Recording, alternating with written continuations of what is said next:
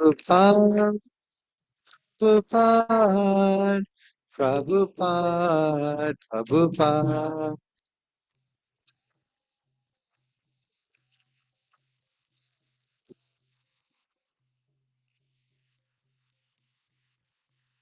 Om Vishwapad Paramahamsa Privajakacara Stotra Satyashin Vibration Bhaktivedanta Swami Srila Prabhupada Jai Natkoti Vaishnavimaki Jai Madhvachamur Bhagavatam Maki Jai O Premananda O glories to the assembled devotees O glories to Sri Guru and Sri Gauranga Shri Krishna Krishna Krishna Krishna Swami Oh, Shri Krishna,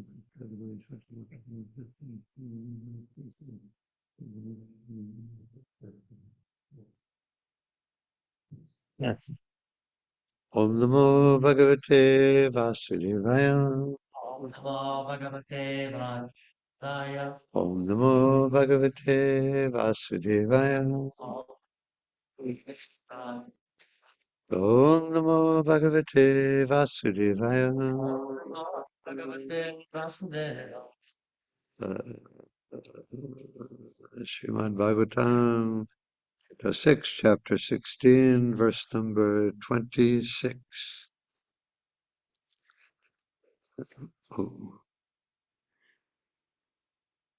Oh, you don't have the Wi-Fi for this. You want to come over here? You can. Okay, I'll just go. Shri Shukavacha Bhaktya Etam Prapanaya Vidyam Adishya Naradaha Yav Angirasa Sakam Dhamma Swayambhuvam Prabho Shri Shukavacha Bhakta Etan Prapanaya Vidyam Adishya Naradaha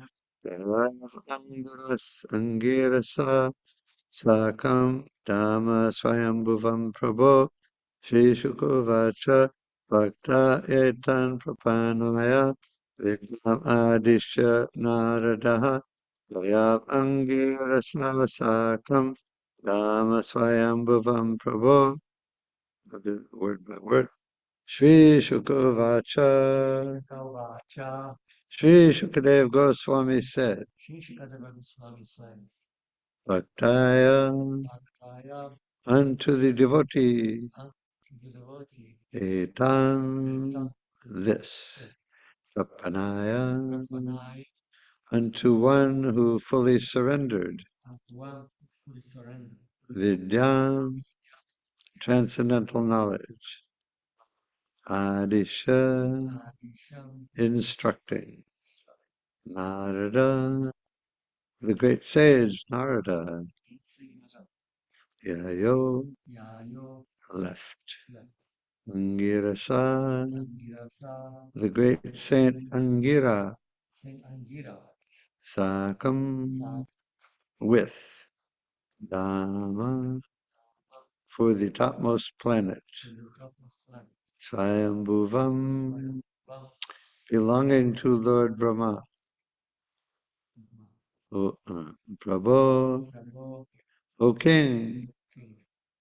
Translation. Sri Shukadev Goswami continued, Narada, having become the spiritual master of Chitraketu, instructed him fully in this prayer because Chitraketu was fully surrendered. O King Parikshit, Narada then left with the great sage Angira for the topmost planet known as Brahmaloka. Read after me. Sri Shukadev Goswami continued. Narada, having become the spiritual master of Chitraketu, instructed him fully in this prayer because Chitraketu was fully surrendered. O King Parikshit, Narada then left with the great sage Angira for the topmost planet known as Brahmaloka. Prabhupada's purport.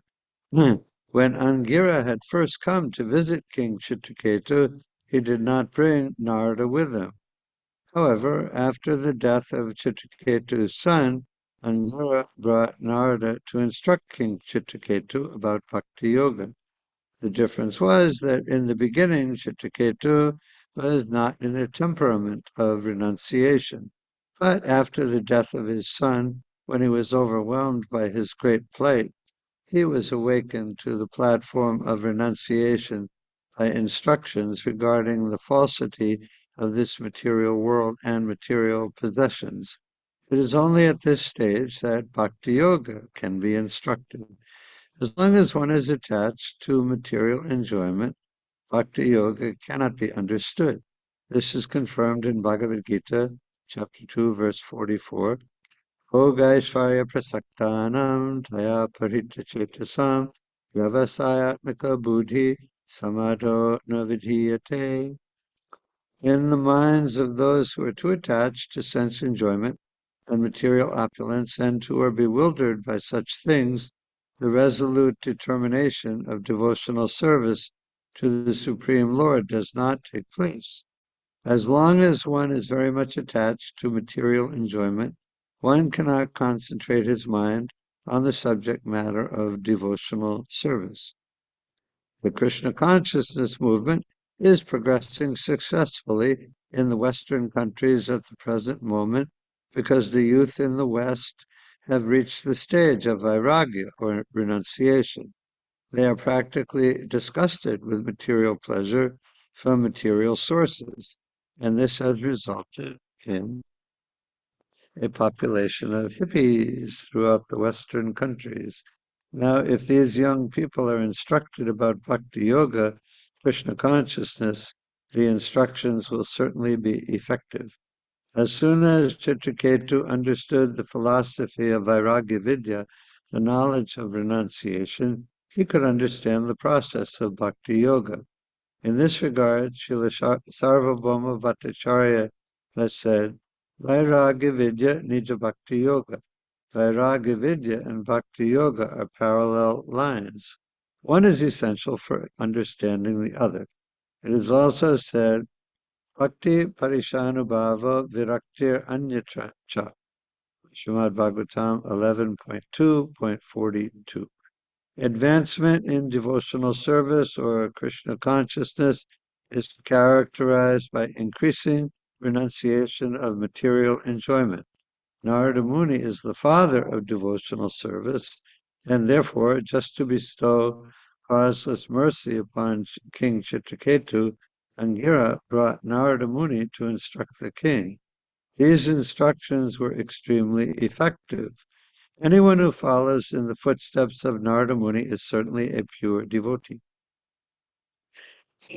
Om Timirandasya Gananjana Shalakaya Chakshunritam Yena Tasmai Shri Gurave Namaha Shri Chaitanya Manobishtam Stapitam Yena Bhutale Swayam Rupa Kadamayam Tadati Svaparantikam Vandeham Shri Guru Shri Jutapada Kamalam Shri Gurun Vaishnavamsha Shri Rupam Sagrachatam Sahagana Raghunathan Vitam Tam Sajivam Sadvaitam Savadutam Parijana Sahitam Krishna Chaitanya Devam Shri Radha Krishna Padan Sahagana Rita Shivishakan Vitam Cha He Krishna Karuna Sindhu Dinabandha Jagatpate Gopesha Gopika Kanta Radha Kanta Namostute Tapta Kanchana Gaurangi Radhe Vrindavaneshwari Vrishabhanu Sutedevi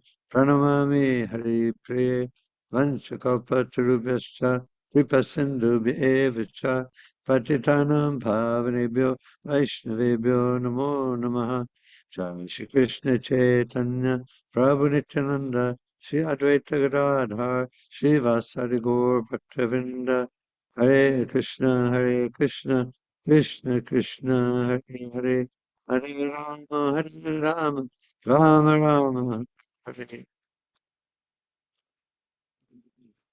When Angira first came to Chitraketu, all King Chitraketu wanted was to have a the son and family, it's all for what people consider to be the progressive life. You get married, you have kids, you have a house, you have a job. Of course, he had a job. He was the king, and uh, and that's your life. You look forward, and you're so involved in all the details of uh, family life and work and house and kingdom, whatever your kingdom is, big kingdom or little kingdom, and that's your life. It's what you want, and so that's what Chitraketu wanted. He wanted a son. He had plenty of wives, but he didn't have any son. But he really wanted that, and there's no eternal value in having a son or daughters uh, unless you're a Krishna conscious household family and you keep a Krishna conscious house and your kids are trained in Krishna consciousness, then that's eternal value. But just on the face of it, there's not like there's any particular value in having a family or children. We've had families and children and millions of births before this one. And where did it get us? It didn't get us anywhere. Here we are now. So this is good. But there's no eternal value, no lasting value in any material accomplishment. People consider it a big accomplishment, like I really did something. If I lived had a job and family and we had a good life together. I did something. And but it's not an accomplishment.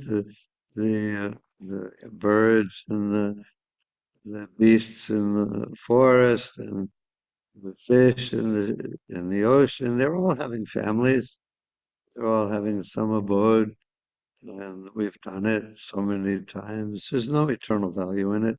But that's what Chitraketu wanted. That's what the influence of Maya makes us we think that that's what life is for. That's the illusion of Maya. Maya literally means that which is not. It's illusion, but she makes us think things that just are not true. But she's very good at convincing us, for instance, that we're the body. Maya is very good at convincing us that we're this material lump of matter. This body is nothing but dirt.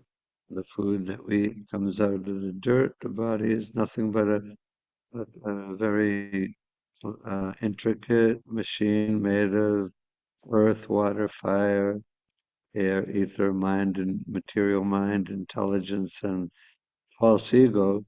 So it's only a machine, but we're convinced by Maya that this is what I am. This is who I am. I am this body, and this is a preliminary instruction. You're not that body. Is the preliminary instruction by Krishna to Arjuna in the Bhagavad Gita, as it is, and but preliminary doesn't mean that okay, that I learned that. Now I don't need to hear that anymore. But Prabhupada in all his purports, all his lectures, you can listen to any lecture by Prabhupada from the earliest days of his preaching, earliest days in the United States, or even before that. You can read his preaching before he left India.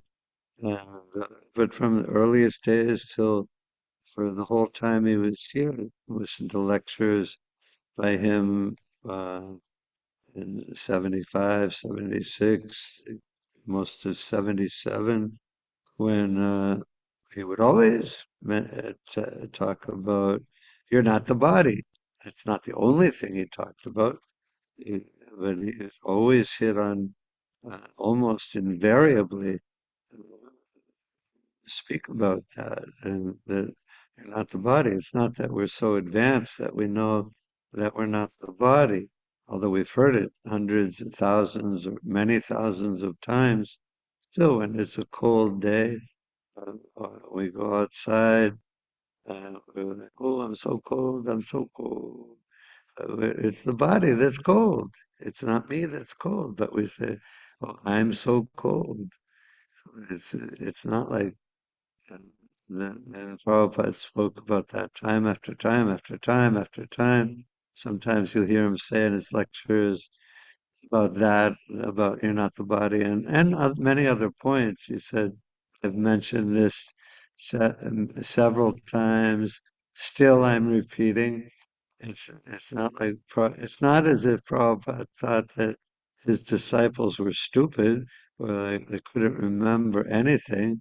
He didn't think like that, but he knew the powerful influence of Maya that we're still under the bodily to some extent, a good extent, we're still under the uh, uh, mistaken influence of Maya that I'm this body and that I belong in this material world. And, yeah, and so,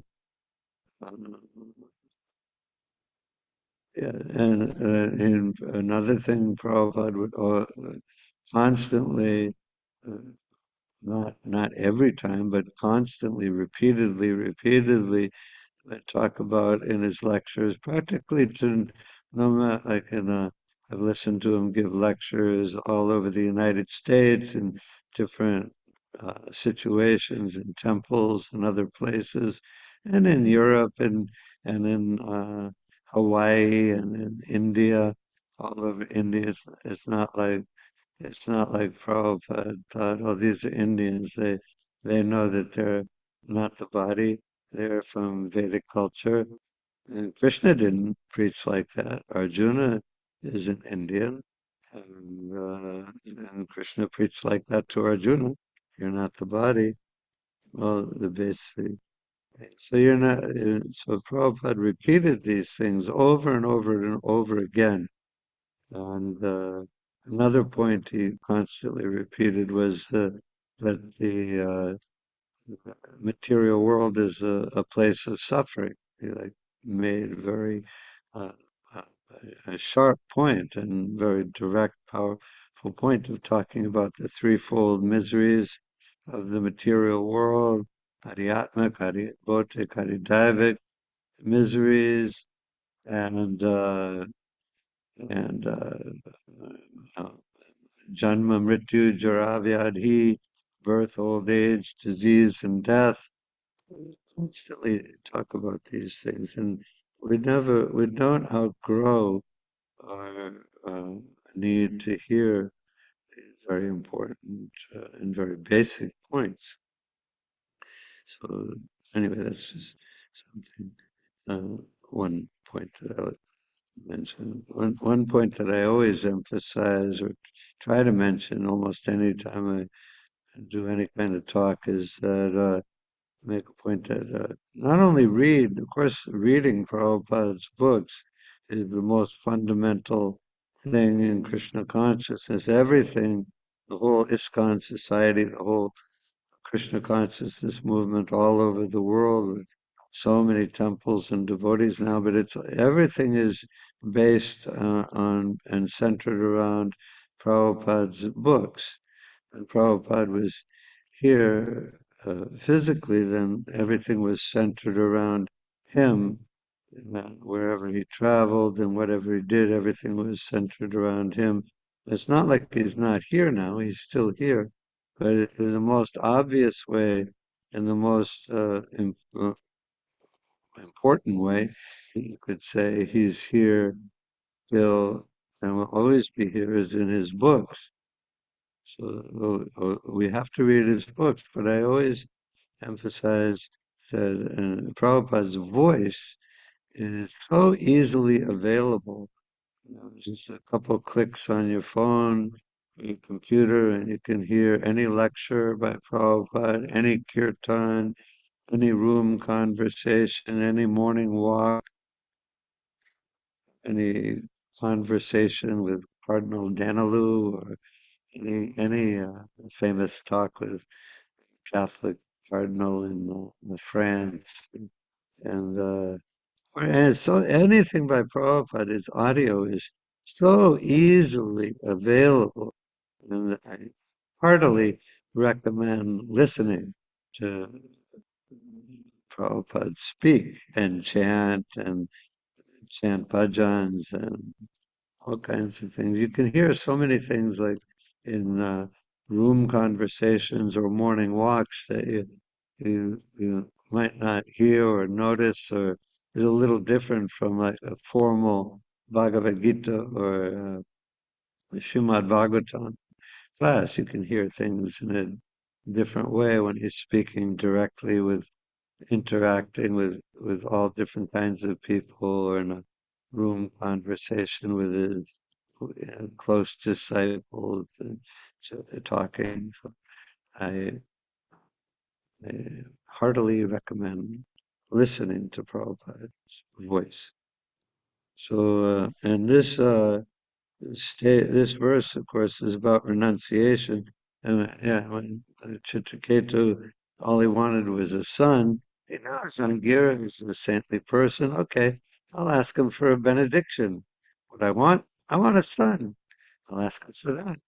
And so that's good. Akama sarva kamava moksha kama utardi tivrena bhakti yogena yajeta purusham param. No matter what you want, if you want everything, if you don't want anything, like a devotee, or if you want to merge with the absolute truth, then whatever your mentality is or reason for praying to Krishna, any reason is a good reason. Prabhupada frequently spoke about the Christian prayer, give us this day our daily bread. And so he said, listen, you don't have to pray to God for bread. Krishna is giving bread and food to every living entity. You don't have to pray to God for bread. But if that's your prayer, then that's good.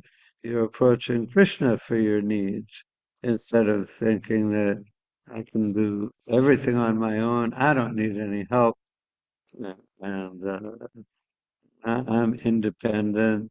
It's uh, uh, it's much better to uh, go to God for even material needs than it is to think in a much more independent way. So any reason is good for approaching Krishna, but it's not the best reason. Akama, don't have no material desires. Lord Chaitanya, na dhanam, na janam, na sundarim. I don't want wealth. I don't want women. I don't want any number of followers. Followers means any kind of people who give me some kind of respect. Everyone wants some respect from someone, some recognition. And these are things that every conditioned soul wants. I want money. I want beautiful women or beautiful men. I want people to look up to me, even to worship me. And that's what I want. Every conditioned soul is like that. And Lord Chaitanya says, no, not Dhanam, not Janam, not Sundarim. I don't want those things. Our Krishna conscious philosophy is exactly opposite to material um, conception of life. Everything that we do, everything, all our motivation, all our consideration of what's important and what's not important, all our concepts of life have been completely turned upside down. I mean, I grew up in the United States. I didn't know anything about Krishna consciousness, and I was just thinking in the typical way that every conditioned soul thinks in this life. And as soon as I met the devotees and read the Bhagavad Gita as it is, then everything is turned completely upside down. There's no, everything is centered around the body. I'm the body. Nope, you're not the body. Everything, you're not the body. What do you mean I'm not the body? But no, you're not the body. Everything is sense gratification is the purpose of life. No, sense gratification is not only it's not only not the purpose of life, but it's the thing that will make your life more and more and more difficult throughout your life, and it's also the thing that will prevent you from making any progress in your next life. Of course, we didn't grow up in this country thinking, "Oh, I'll take another birth after this one," but yeah. So sense gratification is bad for everything. So our Krishna conscious philosophy is exactly opposite everything that I learned, and you learned growing up, and yeah, but unless you become frustrated, like Chitraketu after he got his son, and then the co-wives, they killed him, they poisoned him, and then Chitraketu was completely devastated, and yeah, then Angira and Narada Muni came back, and they brought his son back from the dead. And the son sat up and he started preaching to King Chitraketu. Uh, pretty amazing stuff. And the son is like, I was your enemy in my last life, and I've come to give you pain in this life. And he gave him all kinds of spiritual instructions. And then he left again. And then Narada Muni is preaching to King Chitraketu, because King Chitraketu was overwhelmed by his great plight. He was awakened to the platform of renunciation by instructions regarding the falsity of this material world and material possessions. So he was awake. Now he could hear some philosophy because he was in a miserable condition, and so he was in a point of being able to listen uh, to transcendental instruction. That's one of the prayers by Queen Kunti is when a person is materially exhausted, then you can hear and take to Krishna consciousness. Material exhausted means, I was pretty materially exhausted when I met the devotees. Not completely, obviously, but I was pretty frustrated with the material life, everything, but I had no idea of any kind of answer to the frustration or disappointment of material life. Like zero idea. Reading, reading not so much philosophy books, but like fantasy and science fiction books, because there's a lot of ideas in them that are like, not mainstream ideas. And so I was looking, definitely searching through different uh, ideas, but there's nothing solid that I could to think about, no Krishna consciousness. But as soon as I met the devotees, of course, and read the Bhagavad Gita, and the solid solution to the problem is immediately there, and I could hear it, and it's not difficult to understand. Krishna's instructions to Arjuna, not difficult to understand. uh, you're not that body. The material life is full of suffering, and ultimately, as you give up everything and surrender to me, very simple concepts. And if you're ready to hear it, hear in a submissive mood, with using whatever intelligence we have, everybody has some intelligence. We're not, we're not stupid people. People can think.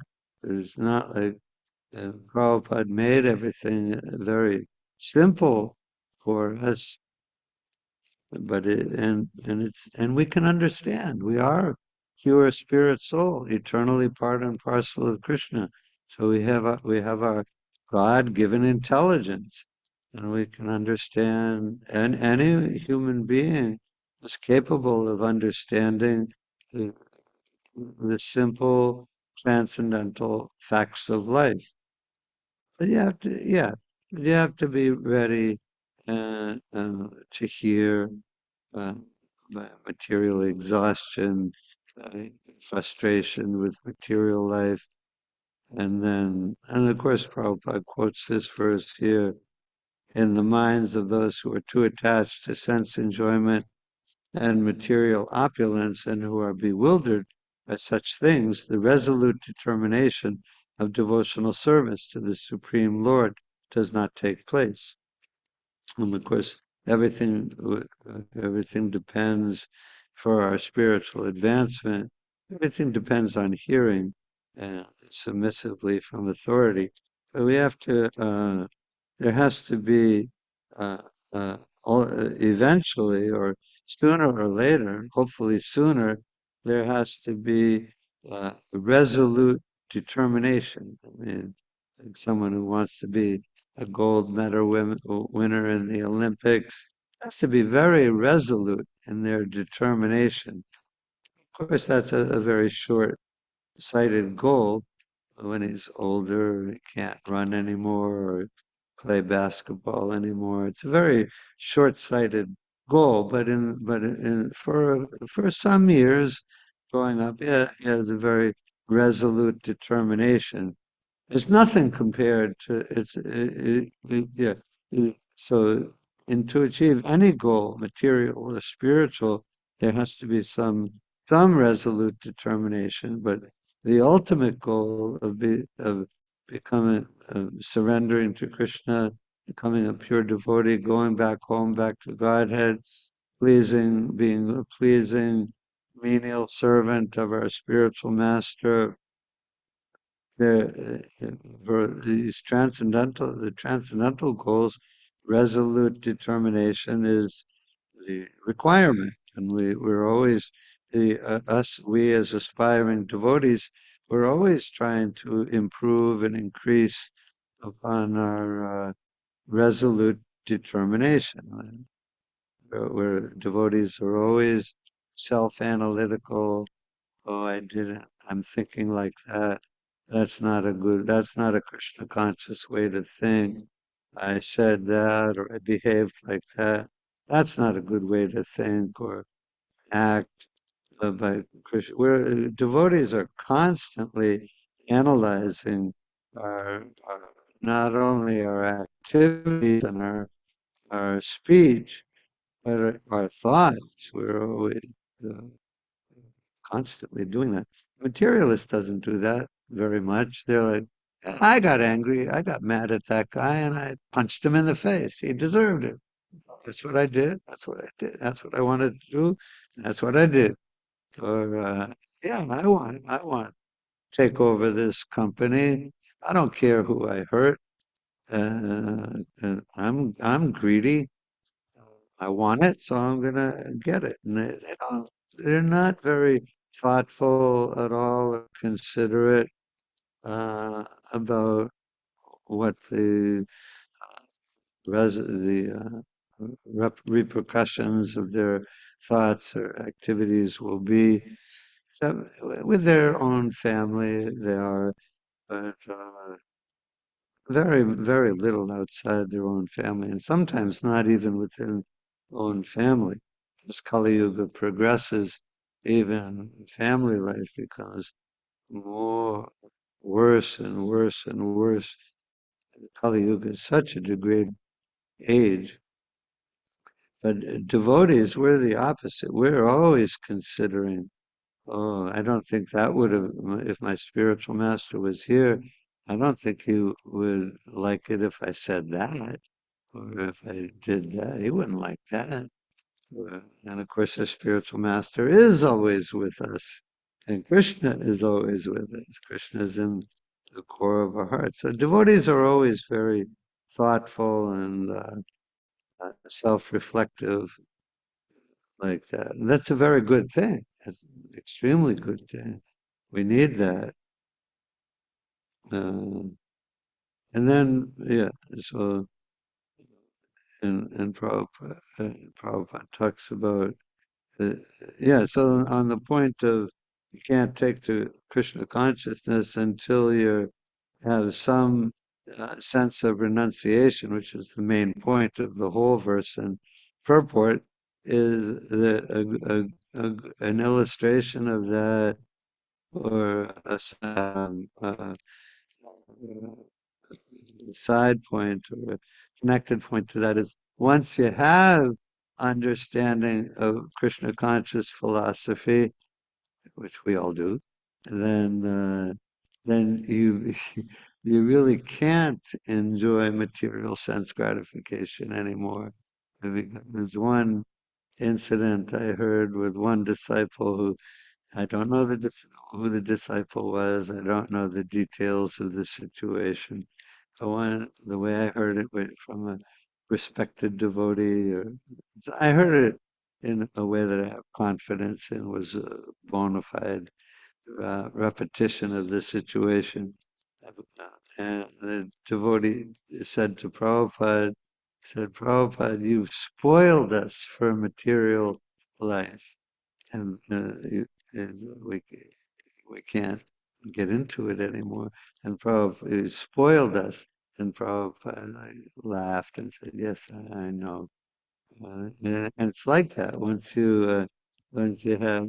It's like if you see a magician, like some magicians are like really good at what they do, and you look at them do a card trick or some other kind of trick, and if they're like really good, you're like, wow, why did he do that? And that's incredible. He is that. It is magic. You might think like that. It is magic. And but if he shows you, or some other magician who knows the trick shows you how he did it, then the next time you see him do it, you'll be, oh yeah, I see what he's doing now. I know, I get it. I know the trick. And so the illusion of Maya is like that. Maya is the most expert magician. Makes us think and act in ways that are like completely irrational, spiritual uh, logic, uh, but she's so expert that we're completely bewildered and fooled, like all the time, and we fall for the same trick over and over and over again. Uh, Fool me once, shame on you. Fool me twice, shame on me. That's an American saying. But Maya fools us time after time after time for millions of births with the same sex attraction, the same attraction to money and possessions, the same thing over and over and over. So once you read Bhagavad Gita as it is, and listen to Prabhupada talk, hear from your spiritual master, and read whatever your spiritual master has written in disciplic succession, then you know, "Oh, I know the trick. That's sense gratification. That's not good for me. That'll just get me in trouble and make it impossible for me to progress in Krishna consciousness. I know the trick now. So when sometimes devotees try to leave Krishna consciousness, go back out into the world, get jobs, get girlfriends or boyfriends, or take drugs, or whatever they do, but they can't get into it like they used to do before they had Krishna conscious knowledge. You just can't do it because it's all Maya. It's all it's Krishna doesn't like it. My spiritual master doesn't like it. It's not good for me. So you become spoiled for material life. That's a very good thing. That's a very good thing. And then Prabhupada talks about how when he began the Krishna consciousness movement is progressing successfully in the Western countries at the present moment because the youth in the West have reached the stage of vairagi or renunciation. They're practically disgusted with material pleasure from material sources, and this has resulted in a population of hippies throughout the Western countries. And that's what was going on when Prabhupada came to the United States. A lot of hippie culture and hippie culture. It doesn't really mean anything. It's just basically kids just mostly kids just acting out. But there was some ideas underneath it. We don't like the society that our parents and grandparents and ancestors have built is so corrupt and so full of problems. We want to get back to the garden and live free and easy, and everyone loves each other, and there's peace and joy everywhere. And uh, there was an idea back then, a lot of the people, hippies, you don't wear a watch because a watch means what is time anyway? We don't need to know what time it is. We just want to live free and happy. Who needs a watch? And of course, when the people became devotees, and Prabhupada was always wore a watch, and he was always very conscientious about what the schedule and what time it was, every time and everything else used efficiently in the best way for Krishna's service.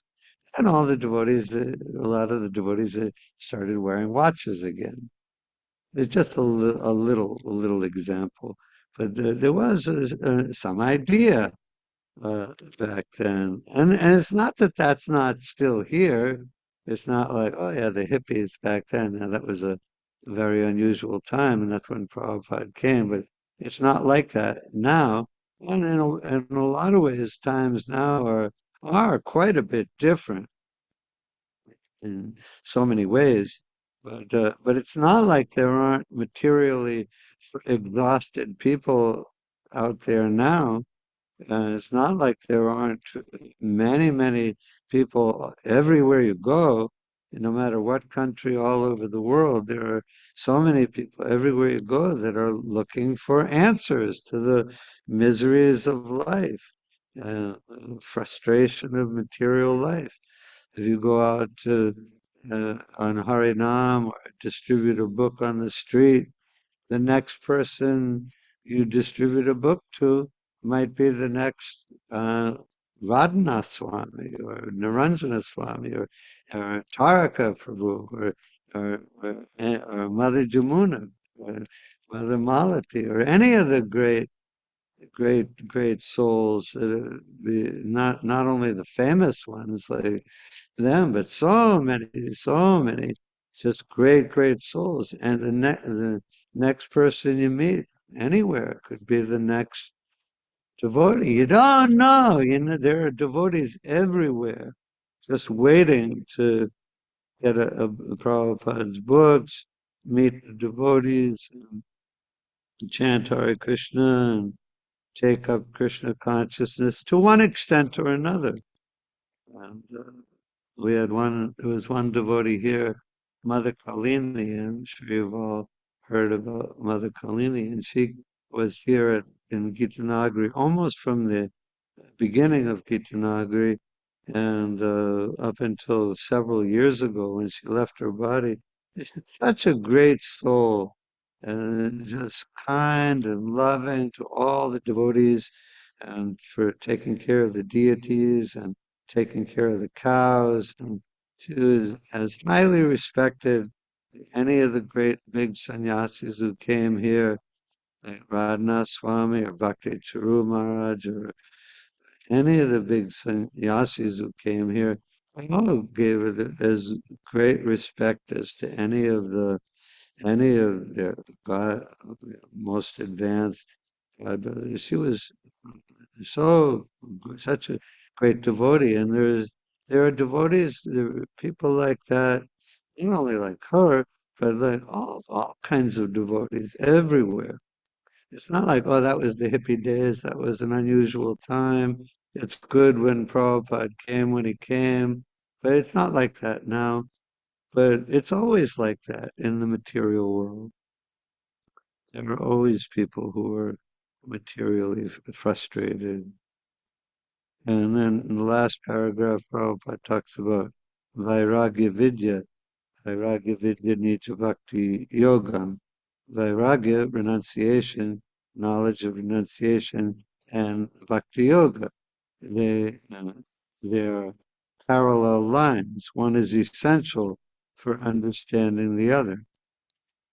So you can understand in the beginning something about Krishna consciousness. You can understand a lot, but it becomes obvious and clear to anyone that if I really want to get into uh, Krishna consciousness seriously, I'm going to have to start practicing some renunciation too. I can't keep doing all the things I'm doing and at the same time read the Bhagavad Gita and advance in Krishna consciousness. I have to change.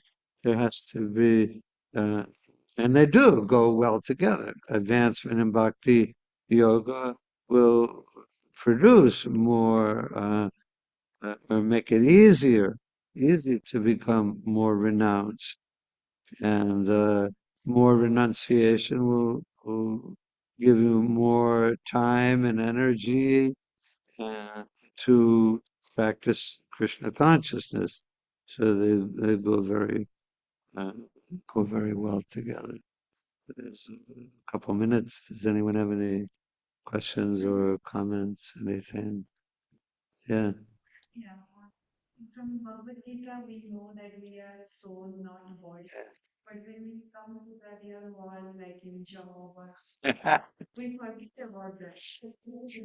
Well, we don't forget about it.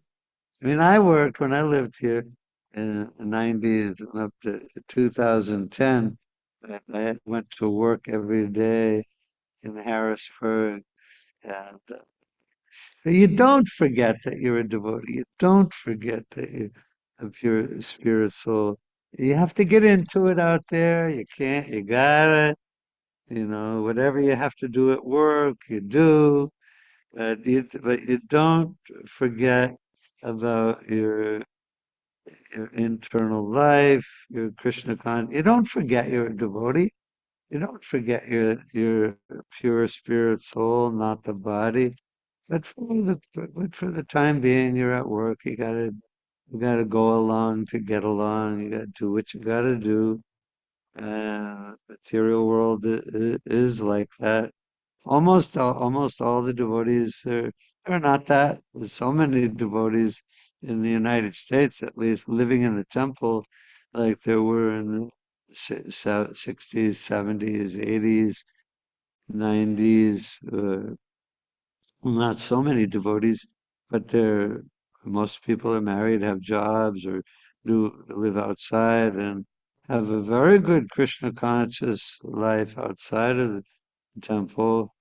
But of course, there's that famous story, which is one of my favorite stories from Prabhupada, which everybody knows. But it's for the monkey and the alligator. And the alligator made friends with the monkey on the shore. And he said, why don't you come out with me to have lunch with my family? And I said, climb on my back and I'll take you out there. And the monkey says, by the way, what are we having for lunch with your family? And the alligator said, we're going to cut out your heart and eat it. And, and the monkey is pretty sharp fellow, sharper than the alligator. And he says, oh, I'd like to help you, but I left my heart back in the tree. Just take me back. I'll get it. And so the alligator takes him back and runs up in the tree and laughs at the alligator. And so, and the moral of the story is you can associate, but don't give your heart. So you got work, you have friends there. You don't have to be like, oh, you're a non-devotee. Get away from me. You don't have to be like that. You might have to be like that with some people that work to some extent, but some people out there are really pretty bad. But mostly you just, okay, hi Susie, or hi, um, whatever your name is, or hey Joe, how you doing? But you don't get, you might even visit them at their house or something, but you don't form intimate relationship with them. We don't forget who we are. You never forget that. You never really forget that not that you're not the soul that you are. Hare Krishna. All glories to Srila Prabhupada.